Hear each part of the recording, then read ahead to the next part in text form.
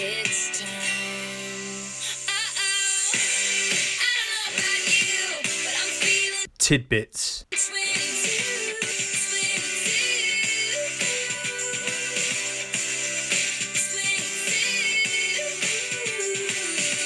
22, the future look bright. Dance! Bowling like I'm deadly. Anyway, bump some tutus now. Boom, tutus now. Leave it. Yeah. Dance. We say no. Leave it. Tutus now. Tutus now. Tax reminder, innit? Leave it. Tutus now. Tutus now. And get the logbook now. Tutus now. Tutus now. Man's in the post office now. Obviously. You tried 22 tonight? I said 22. Fernando, you're 22 years old and you're spending your Saturday afternoon in bed with a girl. You're wasting your life. Despite all appearances to the contrary, it is a moral universe that, in the end, good prevails.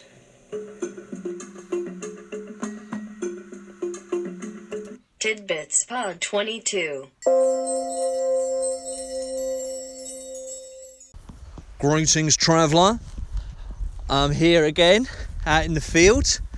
It's actually flirting with being nice today. And obviously there's a lot of grey clouds and stuff, but just on the horizon, there's a little hint that we're going to have a bit of respite. But yeah, it's been really, really wet all day today, February the 4th.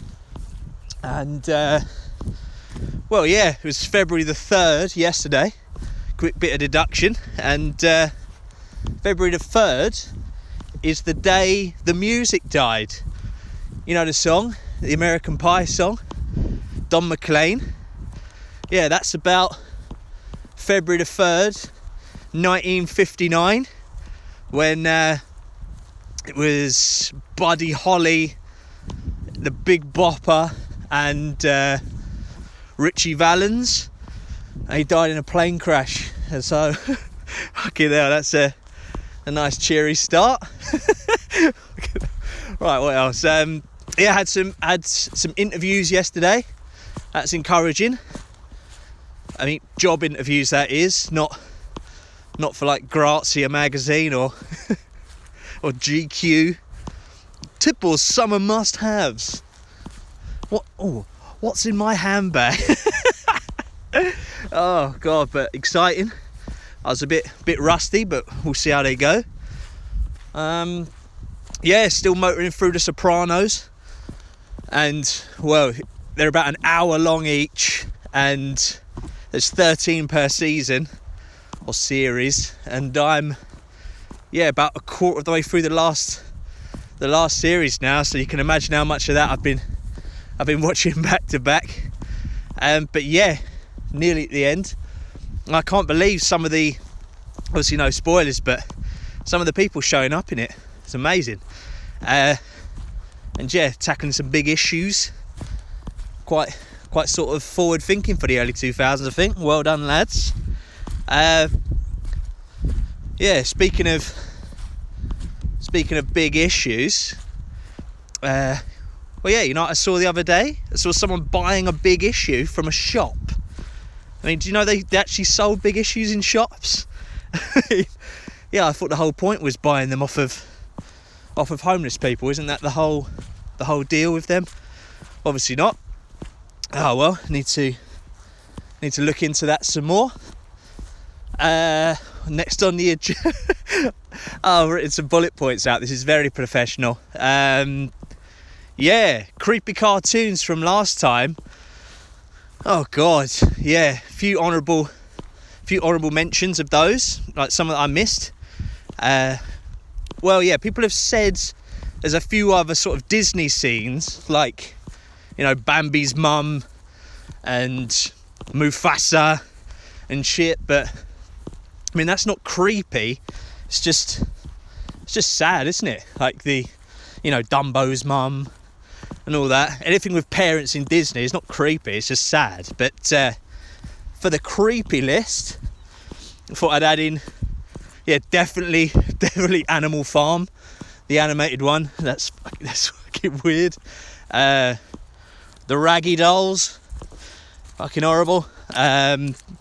Sly and Gobbo from Noddy in Toyland.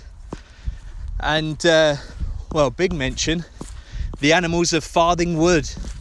Watch that, it's fucking gross. So grim. But yeah, that list that I made, I'm still going to stand by it. But yeah, there's obviously loads more creepy ones out there. But yeah, that's probably a few more. But no doubt we're all scarred from these cartoons, so no doubt there's more.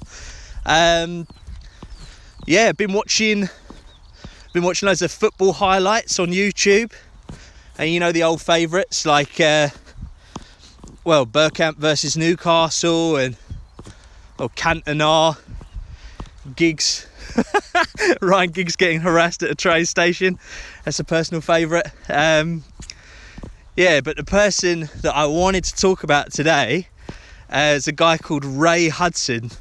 So absolute fucking legend. I mean, I don't know much about him, don't know much about the actual guy, but judging by his co-commentator, he's over in the US, and he's got this one lad who's just like your sort of generic silk-voiced US commentator that doesn't really know what's going on, and then Ray just he always just comes over the top of this guy with absolute nonsense and madness, and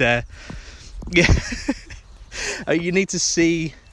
There's videos of them commentating on Lionel Messi, or just generic El Clasicos from the past, and it would be like, here's the free kick.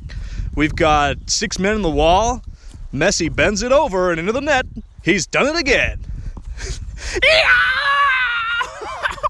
Magisterial Lionel! He's like an alien. He could bend light. Look how he curves and swerves and dips and bends them all. A goal that could make an onion cry. Once again, Casillas' men are playing poker with a witch. Oh God, these guys. But yeah, okay, we've got Madrid back here with the center ball. They've lost it, and here comes Lionel Messi again. He's got Gerard Piqué behind him. He's back on D. Quick pass to Suarez back to Messi, to Iniesta, back to Messi. Soccer ball has come a long way from the old days of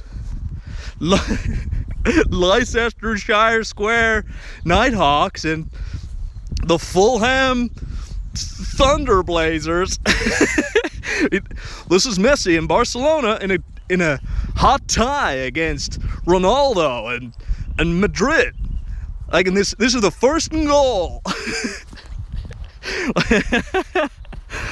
Welcome, you're right here on ESPN CB SPS Fox Sports. Oh, here's Messi again with the soccer ball.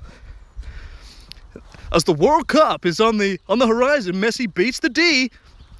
He kicks the soccer ball, and it's into the net with his left foot. And they're not going to stop that one. Oh, God. Yeah! Unbelievable, Lionel! He's got chromosomes in his body that belong to a Bengal tiger. He's amazing. Hotter than a ghost pepper. His touch is so delicate. He could shave a sleeping mouse and not wake it up. He could follow you into a revolving door and he'd still come out first. Magisterial Lionel! I can't contain my passion. There's jism everywhere. All over me shin pads. Unbelievable. If it's not totally clear by now, let me just say, I want to fuck him. I want to fuck Lionel Messi. What a player. Oh. Thanks, Ray. And now here's the replay and a word from our sponsor. And here comes the halftime show. Oh my God. I watched like, there's hours of those two just going back and forth. But okay, man. Magisterial Lionel! Oh, it just hurts hurts my voice. It's alright, what did I want to talk about? Yes, we've had an electronic letter. Can you imagine? All the way from the internet, and yeah, it's come from my mate Nick. That's Keys, Timothy Stokes himself. So let me load this up. I've got the right, here we go. So, hi Mr. Tidbits Pod. I was wondering how you stay so handsome. Your hair looks lush. Do you have a sort of conditioner regime? You've got a great pair of pins on you. Do you work out? Etc, etc. Oh, please don't read this first part. Whoops. Okay, yeah, for the podcast, I would like to know the most dangerous places you visited, or the most dangerous scenarios, or failing that, your top 5 musical genres. Cheerio, Nick Keemer. Nice. Well, yeah, thanks for emailing in, man. And I'd say the most dangerous place I've been to, statistically, is San Pedro Sula in Honduras, which, well, at the time, it was the murder capital of the world. And, well, yeah, I remember hearing stories about it, and then, well, coming into town on a chicken bus. I had crossed the border, went all the way there, and then, because of all the stories you've heard, I was feeling a bit nervous already, and then looked out the window, and there's the aftermath of this fucking motorbike crash, which, oh my God, like absolutely horrendous. And, well, of course, sort of, well, crashes happen everywhere and all the time, but after hearing all the murder stories and that, and then seeing that mashed up body like on the way into town, that did fuck me up a little bit. But yeah, once at the hostel though, it was totally fine. It was like its own little compound kind of thing, like massive high walls, barbed wire on the top and all that kind of stuff. And they had, well, you didn't have to leave because they had a pool table there and, you know, a dartboard and shit, a little bar. So you get a nice little community spirit when you're inside. And well, yeah, it's just wicked there actually. And I still follow their owner on Instagram. So yeah, she's a bit of a ledge. And well, yeah, like that day was the day that I met the Planet Prancer. Like, you got to look this guy up. Like, I think it was at that border that him and his girlfriend Trishna, I think they're married now, they helped me find, they helped me find the little like sort of stamp booths, because it's important that you sort of stamp in and out of all the countries and that. And a few weeks ago they put a thing on Facebook saying they're having a baby. So yeah, congratulations Ben and Trishna, if they listen, which I doubt. But yeah, look up, I'll put a link to his website in the description. Like, he dances across massive distances to raise money for charity. And I think his last project was, I think he did Dance Across the USA or something. He did it in chunks, but he was, just him in a tutu going across the USA. Google, Planet Prancer, and the website will come up. So get involved with whatever he's doing. Anyway, danger stuff. The ferry between Zanzibar and Dar es Salaam. That's pretty dangerous. Done that. Type in sinking Zanzibar Dar es Salaam ferry into Google, or Ecosia if you're a ledge.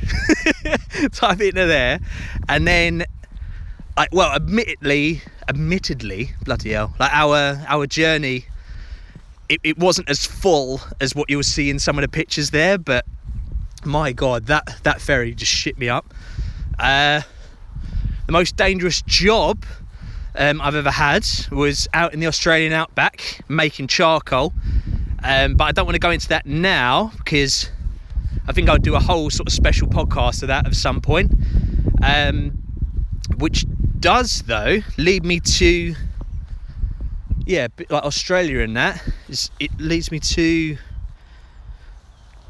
the highest risk thing that you can do whilst travelling alone is hitchhiking. And obviously there's extreme sports and stuff like that, but I reckon statistically hitchhiking's got a bigger risk, isn't it? Like, because of all there's no safety stuff or whatever, but so I thought to close out this episode, I thought I'd give a little, top tips if you're going to hitchhike. Obviously not now. I don't know, I'll stress that now and probably at the end as well, like not to, there's probably some dummies out there, but and obviously these are not foolproof, but it's good to sort of keep in mind if you ever do think about hitching, but not the place unless you're hitching to hitching, which would be that'd be a good day out. But best places in the world to hitch, far head and shoulders the easiest place was on the Pacific Islands. Tonga was brilliant because it's just, there's one main road in a big loop, so you're basically going into town or away from town kind of thing. It's very, very easy, and everyone drives pickup trucks as well, so you just sort of jump in the back. Australia and New Zealand, of course, classic. I've never hitchhiked in the US. I'd like to someday. But Eastern Europe, there's got to be loads of other places, but those are the only ones that I've had good experiences in. Bosnia was mad. I've got a little video on YouTube about that I'll put a link to. Just in the back of this guy's cab, and he was sort of, I don't know, like, was it hitching? I don't really know, but I've put a video up of that, and it's pretty good. But here's my hitchhiking tips. Number one, basic, to start, make sure that you're hitching in the right direction. It's very easy to sort of get confused, but you'll be surprised how many people you see sort of with signs and they're trying to get to a place that you've just come from, and you're like, just get over the other side of the road, you dummies. But number two, where to stand. Like, you want to be visible, of course, but obviously keep a safe distance from the traffic, so you got to get a sort of judgment there. You want to be in a place that's easy to pull into. No traffic lights or double yellows or whatever. Like, ideally where the cars aren't moving too quickly. Like, if you want to be at the start of, get at the start, like where the city meets motorway, and then that's the best, because there's no point trying to hitch from the middle of town, because, chances are those people aren't going to leave town or make a big journey, and even if they are, like, it might not be in the right direction or whatever you want. So get to the edge, get to the big, where it starts off a big road, probably in a little petrol station or whatever, and see how you go. Number three, safety. So obviously this is the whole thing really, but always say that you're meeting people. Like, if the person that picks you up, if they know that someone's expecting you, then there's less chance that they're going to do something dodge. Like, an amazing thing to do is take a picture of the car as it pulls up, and like make it really obvious that you have done, and then like immediately say that you're texting it to a friend so they'll recognize the car when they come into town. Like, I mean, even if you don't have a friend in the next place that you're heading to, just lie, because it's just that extra bit of security, isn't it? Like, you know, that person's going to then go, oh, okay, I can't murder him now. That's a shame. But yeah, I was hitching with this dude once, and he just got in the front and he was trying to be all cool, like sort of, you know, like, yeah, we're carefree and we can go anywhere and nobody even knows I'm in the country, let alone sort of it's going to miss me if I die. And you're just like, I mean, if that person was a wrong'un, I mean, that's basically just saying, yeah, murder us if you like, no one's going to miss us, like, fancy doing some murdering because this is your golden ticket. I've got some rope in my bag and some shovels if you want to. But I was just sort of butted in and made up a lie, but it was probably all gone by that point. But yeah, it is good to hitchhike in pairs if you can. Safety in numbers. If you've got more than two, like you're not going to get picked up. So if you're in a big group, split into pairs. I remember in New Zealand we were hitchhiking, and we were initially driving down in my mate Sarah's car. We were going down to Queenstown, and the car broke down, and then that was wicked. Like, sort of had a convoy of hitching, so that was fun. Number 4, appearance. So a good clear sign is helpful, particularly if you're near a big junction or whatever. But the main thing is to look like you're friendly and that you don't smell, and yeah, like you don't look boring, because no one's going to pick you up if you're looking boring, or if you look like you're going to stink out their car. They're just going to drive on by. Number 5, yeah, have a little chat with them before you get in the car, or put any of your stuff in the car. Like, if they seem dodgy, they probably are. So yeah, don't be afraid to say no, even if you have been waiting for a while. Still use your judgment. And yeah, at that stage as well, in the little chat, like, you can sort of discuss stuff like money, or, you know, because it's always kind to sort of chip in for petrol. I mean, some people would expect you to buy all of the petrol for the whole journey. Some are just happy for the company. But yeah, it's good to know sort of what they expect before you get in. Like, make sure they're not sort of like going to ask for some sort of sex favours or whatever. Just get that all out there before you're in the car. And I mean, unless you absolutely have to as well. I mean, this could be number 6. Like, unless you know, you're fully committed somehow, I don't know how, but don't put your stuff in the boot of the car. Like, because keep your stuff with you. Number 6, keep your stuff with you, because I was chatting to this guy that put his stuff in the back of a car, and he just sort of pulled down the big roof or whatever, the big car door at the back, and he went to kind of walk around to get in, and then just drove off with his stuff. I mean, of course they did. So yeah, just keep all your stuff on you, like either on the seat next to you or in the footwell. And yeah, it sounds obvious, but don't be too trusting of someone, because you have just met them. And then, like, keep on to your stuff is number 6. Number 7, this will be the last one, I think. Like, I've found that hitching in the morning is the best. So yeah, because sometimes it can take hours to get picked up, and well, you don't want to be out at night, so get up really early. Like, I'd say just after sunrise, get out there, and then you catch people in that sort of early morning haze as well, where, you know, they might be a bit friendlier. Proper last one. So number 8, like, this is the last one. So yeah, be persistent. So it's unlikely that the first person is going to stop. Like, and then you're sort of going to get in your head like, oh, no one's stopping for me, they all hate me, like this collective sort of mindset. I mean, you've got to treat them all like the like they're the first car you've seen, like sort of individuals. And yeah, just because one's rejected you, it doesn't mean that the whole world hates you.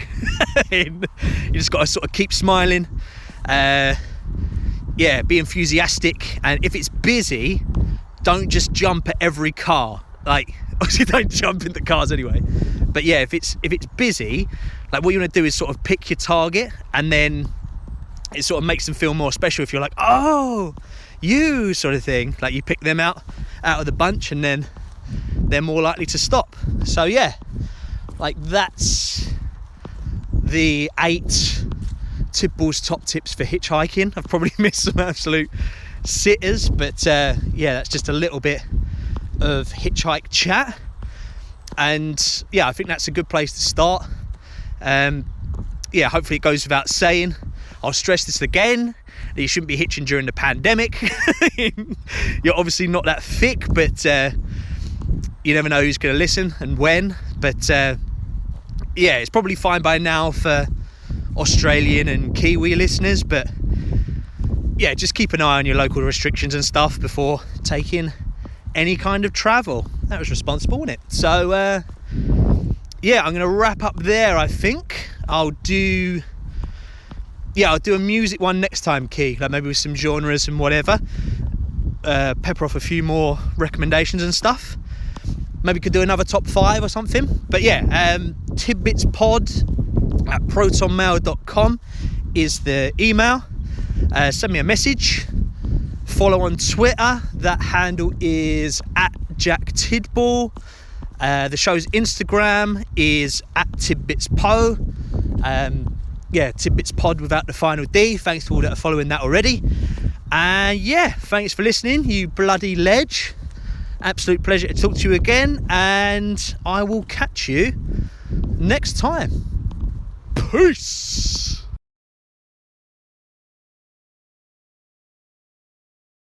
Hello, me Giggsy. That's you, right mate.